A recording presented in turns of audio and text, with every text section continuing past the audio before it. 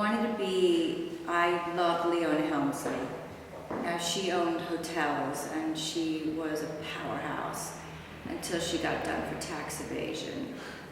And then I went off her altogether. At the end of the day, my mom is an entrepreneur. I mean, my sister and I grew up in a single household, and so my mom was supporting us, and she was going home, working her little tushy off and looking after us, So that was really my first exposure to entrepreneurship, is right at home. When I got into my 30s, I thought, oh my God, I've got one foot in the grave as a model. What the hell am I going to do?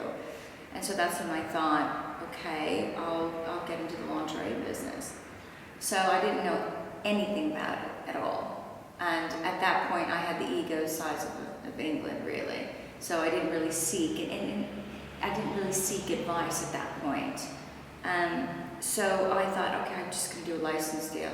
I'm going to have somebody else take all the risk, and they could just use my name, and they could give me, between 4 to 8%. Mm-hmm. And so I got a hold of this man called Terry Green, and he was the head of Debenhams at the time. And I convinced him to spend a few million developing the Caprice range.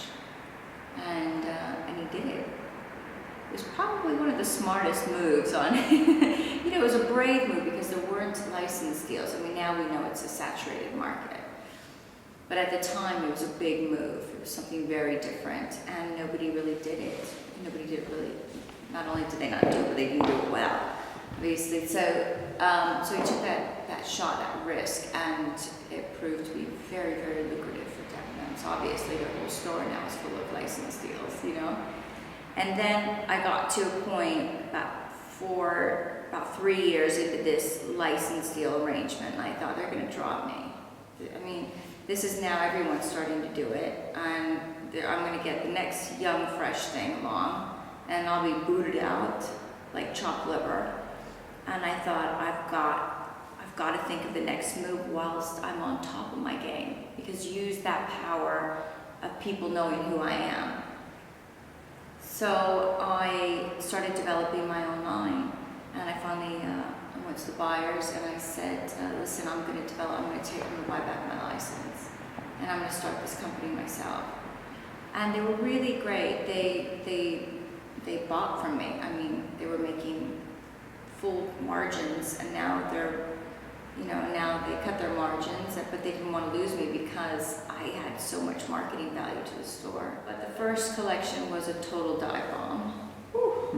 I didn't know what I was doing. I dove into the deep end. It's so American of me.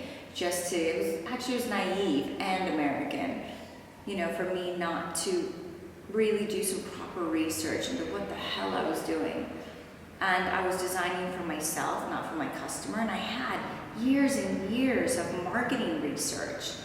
And I developed my customer. I knew my customer, but my ego was saying, no, just design what you like.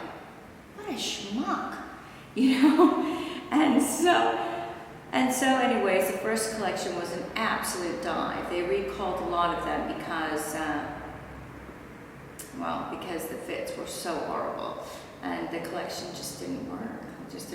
But thank God I had some liquidity from my modeling days. And I was a lot smarter, and I learned my lesson, and I will never, ever do that again because it cost me too much money.